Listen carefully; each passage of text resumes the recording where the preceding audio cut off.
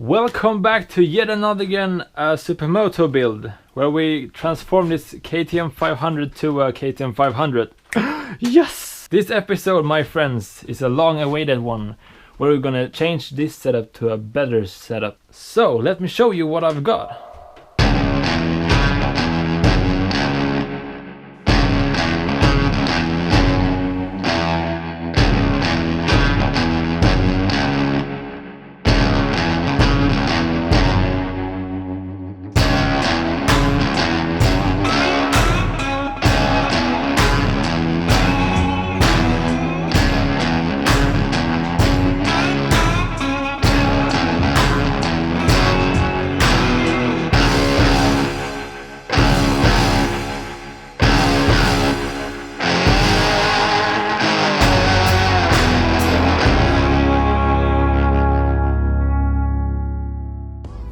Okay, so that was some sexy shots of the amazing brake setup. But we're not done here. We have some small entities. First we can say we have a new cable for the speedometer. And then this package, we have an interesting story. With this brake setup here, we have a small clicker sensor here that senses when you're braking here.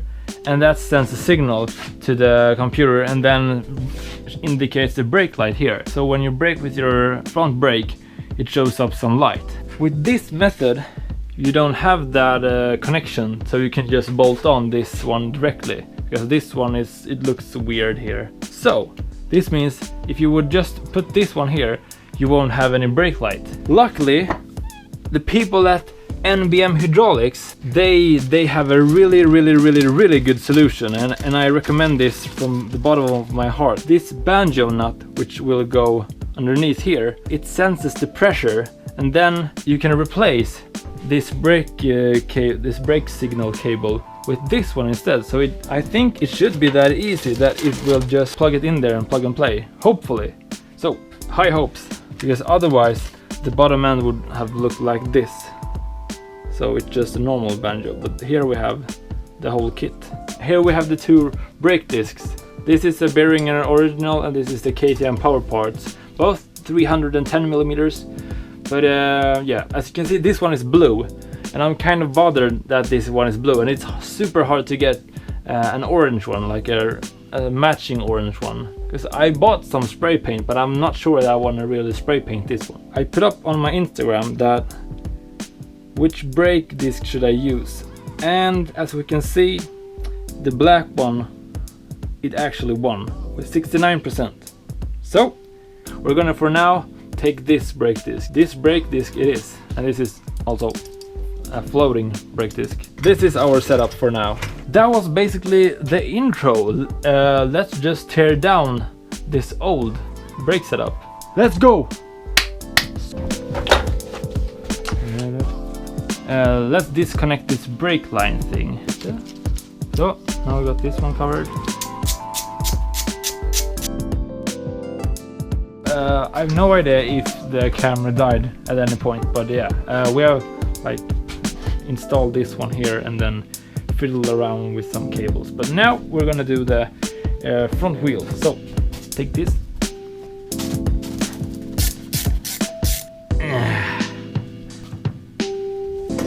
This bad boy.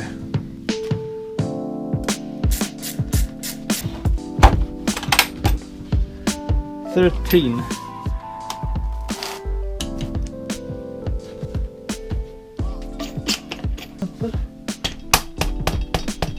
Now comes the fun part. I think with this one we might have to use spacers, because I know that some people have had some issues with this one, or the screws are going into the disc, so problems with having this one to fit. Oh my god. Oh, what? This line here, as you can see, this line here perfectly aligned with the disc, so the pressure will be even. Let's do it like this. Let's install this one here and then like that, and then boom. Any better? Ooh, it's perfect. Okay, so one one spacer between and then 2 spacer out here. Then it's just right. It is spinning, oh my god.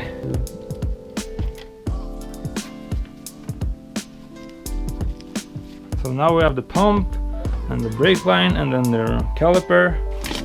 Oh, this one has a magnet here.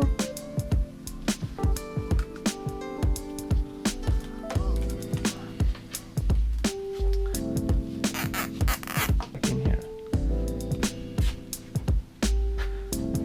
Nice. Okay, so what is left to do is basically to lufta bromsarna. Oj jäklar vad långt det har kommit. Var den här lagom? Ja, den var fan lagom. NBM Hydraulic har gjort ett jävla bra jobb. Ja okej, det var jag som måttade, men de producerade som fan. So my brake fluid of choice is the Motorex brake fluid.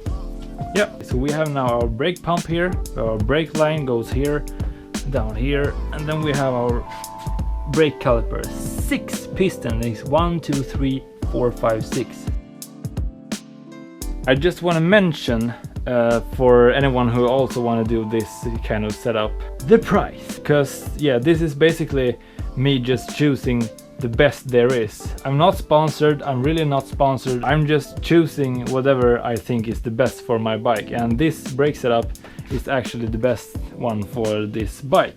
So let's go over what they cost. This brake caliper is around 9,300 Swedish kronor, which is almost $1,000. And then brake pump, it's around 8,000 Swedish kronor.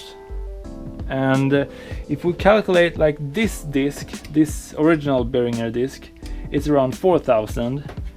And this weird looking, this is actually like almost 3,000, so this is the cheaper one. Okay, so with the pump and the caliper and then the disc, it's around maybe 23,598, which is, it's a lot of money, but still it's a lot of braking power.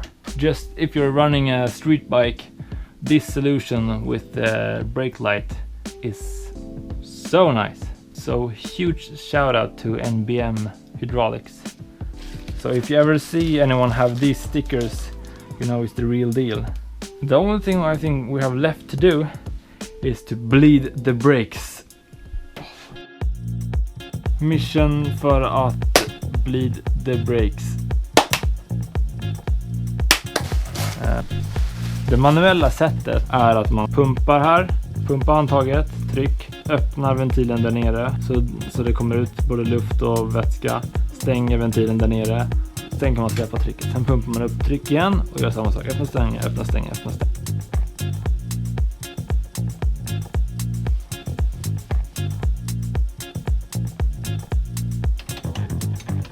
Like just hitting on the brake line and pumping it, we can see that before we didn't have any brake action, but now we can actually see that it is actually grabbing on here. It's just trying to get all the air out.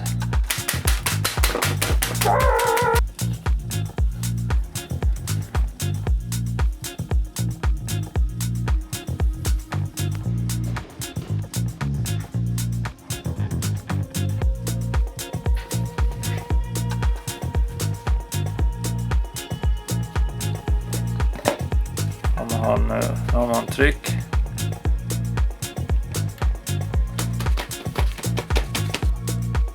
Right. Okay, so at this point we have, it takes approximately here, but yeah, it's still mushy. So I think we wanna open the banjo bolt here and just let the air out.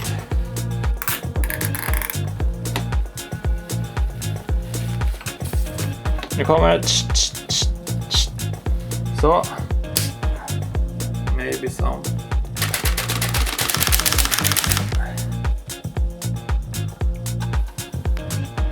As you can see, this is the brake we have now. So it's still somewhat mushy. But I think let's just zip tie this over the night and see what happens in maybe like 12 or 24 hours. Okay, so this is the day after we tried this zip tie method, and now we're gonna just see how much pressure we have now. Bam. Jävlar. Funkar det? Det fan blir stumt. Okay, so we're out here testing, and we are breaking in my brake pads because you need to have some heat cycles in them.